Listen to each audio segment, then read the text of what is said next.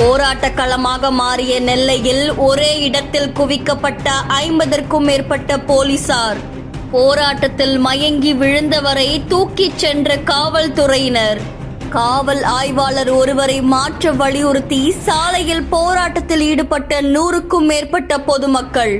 நெல்லை மாவட்டம் தேவர்குளம் காவல் நிலையத்தில் இருக்கக்கூடிய உதவி ஆய்வாளரா பணியாற்றிட்டு வர ஒருவரை மாத்திரத்துக்கு வலியுறுத்தி வன்னி கோணத்தில் இருக்கிற பகுதியில அங்க இருக்கிற சுமார் 100க்கும் மேற்பட்ட பொதுமக்கள் சாலை மறியல்ல ஈடுபட்டதா சொல்லப்படுது. இதை தொடர்ந்து அந்த பகுதியில ஏராளமான காவல்துறையினர் குவிக்கப்பட்டதாகவும் கூறப்படுது. சுமார் 1 மணி நேரத்துக்கு மேல போராட்டத்துல அந்த மக்கள் ஈடுபட்டதால காவல்துறையினர் அவங்கள தடியடி நடத்தி அந்த கூட்டத்தை கலைச்சதாகவும் சொல்லப்படுது. இந்த போராட்டத்துல ஈடுபட்ட 50 பேரை காவல்துறையினர் கைது செஞ்சிருக்காங்களாமா. அதை தொடர்ந்து இதுல போலீசார் தாக்குனதுல பஞ்சாயத்து துணைத் தலைவர் வள்ளிநாயகம் படுகாயம் அடைஞ்சதோட அவர் பாளையங்கோட்டை அரசு மருத்துவமனையில சிகிச்சைக்காக அனுமதிச்சிருக்காங்க அப்படின்னு கூறப்படுது.